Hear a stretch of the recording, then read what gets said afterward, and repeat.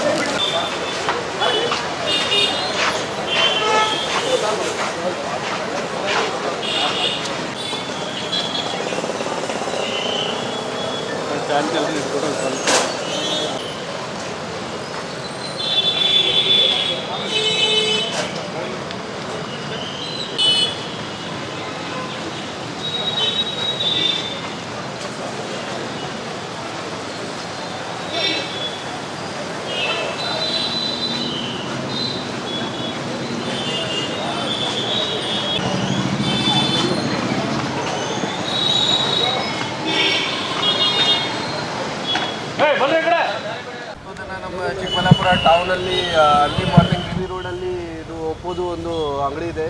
ಅಲ್ಲಿ basement stairs ಹತ್ರ shop ಮುಂದೆ ಒಂದು ಬಾಡಿ ಸಿಕ್ಕಿದೆ. ಆ ಬಾಡಿ ಈಗ ಐಡೆಂಟಿಫೈ ಆಗಿದೆ. ಅರೌಂಡ್ 29 ಇಯರ್ಸ್ ಏಜ್ ಇದೆ. ಶ್ರೀಕಾಂತ್ ಹೆಸರಿದೆ ಅವರದು. ಮದುವೆ ಆಗಿದೆ, 2 ಜನ ಮಕ್ಕಳು ಇದ್ದಾರೆ. ವೆಲ್ಡಿಂಗ್ ಕೆಲಸ ಮಾಡ್ತಾರೆ ಅವರು. ಅವ್ರದ್ದು ಫ್ಯಾಮಿಲಿ ವಗೇರ ಕೂಡ ಬಂದಿದ್ದಾರೆ. ಹೇಳ್ತಾ ಇದ್ದಾರೆ ಏನಾದರೂ ಮನೆಯಲ್ಲಿ ಕೂಡ ಫ್ಯಾಮಿಲಿ ಡಿಸ್ಪ್ಯೂಟ್ ಆಗಿದೆ, ಮ್ಯಾರಿಟಲ್ ಡಿಸ್ಪ್ಯೂಟ್ ಆಗಿದೆ, ಹೆಂಡತಿ ಜೊತೆ ಏನಾದರೂ ರಾತ್ರಿ ಗಲಾಟ ವಗೇರ ಕೂಡ ನಡೆಯುತ್ತೆ. ಬಟ್ ಈ ಥರ ಹೊರಗಡೆ ಆಗಿದೆ. ನಾವು ಎಲ್ಲ ಸೆಕ್ಯೂರ್ ಮಾಡಿದ್ದೀವಿ. ಸೀನ್ ಆಫ್ ಕ್ರೈಮ್ಗೆ ಎಲ್ಲ ಎವಿಡೆನ್ಸಸ್ ವಗೇರ ಕಲೆಕ್ಟ್ ಮಾಡಿ ಬೇಗ ಪತ್ತೆ ಮಾಡ್ತೀವಿ. CCTV ಅಲ್ಲಿ ಎಲ್ಲ ಹೊಳಗ್ತಾ ಇದ್ದೀವಿ already. So we are on it. ಬೇಗ ಪತ್ತೆ ಮಾಡ್ತೀವಿ ಕೇಸ್. ಅವ್ರದ್ದು ಒಂದು ಕಲ್ಲು ಇದೆ ಅಲ್ಲಿ ಬಾಡಿ ಹತ್ರ, ಮತ್ತು ಬಾಡಿ ಮುಖ ಮೇಲೆ ಫುಲ್ ಸ್ವೆಲ್ಲಿಂಗ್ ಆಗಿದೆ. ಸೊ ಡೆಫಿನೆಟ್ಲಿ ಆ ಕಲ್ಲಿಂದ ಮುಖ ಮೇಲೆ ಹೊಡೆದಿದ್ದಾರೆ. ಆ ಕಾರಣ ಬಗ್ಗೆ ಡೆತ್ ಆಗಿದೆ. ಬಾಕಿ ಎಲ್ಲ ಪೋಸ್ಟ್ ಮಾರ್ಟಮ್ ಅಲ್ಲಿ ಕ್ಲಾರಿಟಿ ಸಿಗುತ್ತೆ ಯಾವ ಕಾರಣ, ಎಕ್ಸಾಕ್ಟ್ ಕಾರಣ ಏನಿದೆ ಡೆತ್ತು. ಅದು ಇನ್ವೆಸ್ಟಿಗೇಷನ್ದು ಮ್ಯಾಟರ್ ಇದೆ. ಇನ್ವೆಸ್ಟಿಗೇಷನ್ ಸ್ಟಾರ್ಟ್ ಆಗಿದೆ. ನೋಡೋಣ, ನಮಗೆ ಈ ಥರದ್ದು ಏನಾದರೂ ಗೊತ್ತಾಗುತ್ತೆ ಆಮೇಲೆ ಶೇರ್ ಮಾಡ್ತೀವಿ. ಇನ್ನು ಶ್ರೀಕಾಂತ್ ಪತ್ನಿ ಭಾರ್ಗವಿ ಜೊತೆ ಮಂಗಳವಾರ ರಾತ್ರಿ ಕ್ಷುಲ್ಲಕ ಕಾರಣಕ್ಕೆ ಜಗಳ ಮಾಡಿಕೊಂಡಿದ್ದನಂತೆ.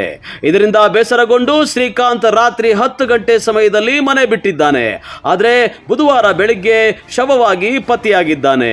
ಕೊಲೆ ನಡೆದ ಸ್ಥಳದಲ್ಲಿ ಸಿಸಿ ಕ್ಯಾಮೆರಾಗಳಿದ್ದು ಓರ್ವ ಮಹಿಳೆ ಹಾಗೂ ಪುರುಷ ಬಂದು ಹೋಗಿರುವ ದೃಶ್ಯಗಳು ಸೆರೆಯಾಗಿವೆ. ಇನ್ನು ಪೊಲೀಸರು ತನಿಖೆ ಕೈಗೊಂಡಿದ್ದಾರೆ. ಆದರೆ ಇತ್ತ ಮೃತನ ತಾಯಿ ಮೀನಾಕ್ಷಮ್ಮ ಹೇಳೋದು, ಸೊಸೆ ಹಾಗೂ ಮಗನಿಗೆ ಕೌಟುಂಬಿಕ ಕಲಹ ಇದ್ದು ಯಾರು ಕೊಲೆ ಮಾಡಿದ್ದಾರೆ, ಯಾಕೆ ಕೊಲೆ ಮಾಡಿದ್ದಾರೆ ಗೊತ್ತಿಲ್ಲ ಎಂದು ಅಳಲು ತೋಡಿಕೊಂಡಿದ್ದಾರೆ. ಅವಳು ಫಸ್ಟ್ ಅವಳೇ ಹಾಕಿದ್ದು ಕೂದಲು ಎತ್ಕೊಂಡು ಅವ್ನು ಮೊದಲೇ ಗಾಡಿಯಲ್ಲಿ ಬಿದ್ದಿದೆ ಎಲ್ಲ ಹೊಡೆದೋಗೈತೆ. ಮೊದಲು ಕೂದಲು ಎತ್ಕೊಂಡು ಅವಳು ಒಂದು ಡೇಟ್ ಹಾಕಿದ್ಲು. ಅವಳು ಹಾಕಿದ್ದಕ್ಕೆ ಅವನು ಒಂದು ಡೇಟ್ ಹಾಕಿದ್ದಕ್ಕೆ ಅದು ಅಷ್ಟೇ ಸಿಟ್ಟು ಮಾಡ್ಕೊಂಡು ಅವಳ ಮನೆಗೆ ಬಂದ್ಬಿಟ್ಲು, ಅವ್ರ ಅಮ್ಮ ಮನೆಗೆ. ಅವಳಿಂದಗಡೆನೆ ಬಂದ್ಬಿಟ್ಟು ಬಂದ್ಬಿಟ್ಟು ಅಲ್ಲೇನೋ ಜಗಳ ಮಾಡ್ಕೊಂಡಿದ್ದಾರೆ. ಇವರ ಅತ್ತೆ ಮಾವ ಹೆಂಡತಿ ಮೂವರು ಮಾಡ್ಕೊಂಡವ್ರೆ. ನನ್ಗೆ ಬಂದು ಬಾಮ ಅಲ್ಲಿ ಅವ್ರೇನೇನೋ ಮಾತಾಡ್ತಾ ಇದ್ದಾರೆ. ಅದು ನಾನು ಬರಲ್ಲ, ಇದು 1 ವರ್ಷಕ್ಕೆ ಹಿಂದೆ ನಾನು ಅವರೇನು ನಾನು ಅಂದಿದ್ದಕ್ಕೆ ನಾನು ನಿನ್ಗೆ ಹೇಳಿದ್ದಕ್ಕೆ ನೀನು ಅವ್ರ ಪರವಾಗಿ ಮಾತಾಡಿದ್ದೀಯ, ಇವತ್ತು ನನ್ನ ಇದು ಮಾಡ್ತಾ ಇದ್ದಾರೆ ಬಾ ಅಂತ ನೀನು ಕರೀತಾ ಇದೆಯಲ್ಲ, ನಾನು ಬರೋದಿಲ್ಲ ನಾನು ಅಂತ ಅಂದೆ. ಬರಲ್ಲ ಅಂದೆ. ಇಲ್ಲ ನಾನು ಬರೋದಿಲ್ಲ ಅಂದೆ. ಅಂದಿದ್ದಕ್ಕೆ ಎದ್ದು ಆಚೆಗೆ ಬಂದ್ಬಿಟ್ಟೆ. ಯಾವಾಗಲೂ ಹಿಂಗೆ ಅಲ್ಲ, ನೀನು ಬರ್ತೀಯ ಹೋಗಿ ಎಲ್ಲಿ ಹೋಗಲ್ಲ ಅಂತ ಹೇಳ್ಬಿಟ್ಟು ನಾನು ಸುಮ್ಮನೆ ಆಗ್ಬಿಟ್ಟು ಮತ್ತೆ ನಿದ್ದೆ ಬಂದಿಲ್ಲ ನನಗೆ. 12 ಗಂಟೆ 1 ಗಂಟೆ ರಾತ್ರಿವರೆಗೂ ಪಟಾಕಿ ಹೊಡ್ಕೊಂಡು ನಿದ್ದೆ ಬಂದಿಲ್ಲ. ಸರಿ ಅಂತ ಹೇಳ್ಬಿಟ್ಟು ಸುಮ್ಮನೆ ಮಲ್ಕೊಂಡೆ. ಎಚ್ಚರಿಕೆ ಆಯಿತು 3-4 ಗಂಟೆಯಲ್ಲಿ ಎದ್ದು ಅವ್ರ ಹೆಂಡತಿಗೆ ಫೋನ್ ಮಾಡಿದ್ರೆ ಅವ್ರ ಹೆಂಡತಿ ಏನು ಅಂದ್ಕೊಂಡಿದ್ದಾಳೆ, ನನ್ನ ಫೋನಿಂದ ಅವಳ ಹೆಂಡತಿಗೆ ಫೋನ್ ಮಾಡ್ತಾರೆ, ಅವನೇ ಮಾಡ್ತಾ ಇರೋದು ಅಂತ ಹೇಳ್ಬಿಟ್ಟು ಅವಳು ಫೋನ್ ತೆಗ್ದಿಲ್ಲ. ಸರಿ ಅಂತ ಹೇಳ್ಬಿಟ್ಟು 4 ಗಂಟೆ ರಾತ್ರಿ ಎದ್ದು ಚಿತ್ಕಾಡ್ ಸರ್ಕಲ್ ಗಂಟೆ ಹುಡುಕ್ಲಾಡ್ಕೊಂಡು ಬಂದು ಆ ಕಡೆ ಎಲ್ಲ ನೋಡ್ಬಿಟ್ಟು ಬಂದು ಎಲ್ಲೂ ಕಾಣಿಸ್ಕೊಂಡಿಲ್ಲ. ಸರಿ ಅಂತ ಆಯಿತು ಅಂತ ಹೋಗಿ ಮನೆಗೆ ಹೋಗಿ ಮಲ್ಕೊಂಡು ಸ್ವಲ್ಪ ಯಾರು ಮಾಡಿದ್ದಾರೆ ಅಂತ ನನಗೆ ಗೊತ್ತಿಲ್ಲ. ನನ್ನ ಮನೆಯಿಂದ ರಾತ್ರಿ 9:30 ಬಂದಿರೋನು. ಯಾವಾಗಲೂ ಒಂದೊಂದು ಸೆಟ್ಟಿಂಗ್ ಮಾಡ್ತಾ ಇದ್ನು. ನೈಟ್ ಬರ್ತಾ ಇರ್ಲಿಲ್ಲ ಮನೆಗೆ. ಬೆಳಗ್ಗೆ 6 ಗಂಟೆಗೆ ಬರ್ತಾ ಇದ್ನು. ಆದ್ರೆ ಇವಾಗಿಲ್ಲ ನನ್ನ ಮಗ. ಇನ್ನು ಕೊಲೆ ಪ್ರಕರಣಕ್ಕೆ ಸಂಬಂಧಪಟ್ಟಂತೆ ಚಿಕ್ಕಬಳ್ಳಾಪುರ ನಗರ ಠಾಣಾ ಪೊಲೀಸರು ತನಿಖೆಯನ್ನು ತೀವ್ರಗೊಳಿಸಿದ್ದು, ಸ್ಥಳಕ್ಕೆ ಬೆರಳಚ್ಚು ತಂಡ, ಶ್ವಾನದಳದ ತಂಡ ಪರಿಶೀಲನೆ ನಡೆಸಿ ಆರೋಪಿಗಳ ಬಗ್ಗೆ ಸಿಸಿ ಕ್ಯಾಮೆರಾದಲ್ಲಿ ಸಿಕ್ಕ ಸುಳಿವನ್ನ ಆಧರಿಸಿ ಬಂಧನಕ್ಕೆ ಬಲೆ ಬೀಸಿದ್ದು, ಆರೋಪಿಗಳ ಬಂಧನದ ನಂತರ ಕೊಲೆ ರಹಸ್ಯ ಬಯಲಾಗಲಿದೆ. ಕ್ಯಾಮರಾಮನ್ ಪ್ರವೀಣ್ ಜೊತೆ ಕಳವಾರ ಅರುಣ್, MMTV ನ್ಯೂಸ್, ಚಿಕ್ಕಬಳ್ಳಾಪುರ.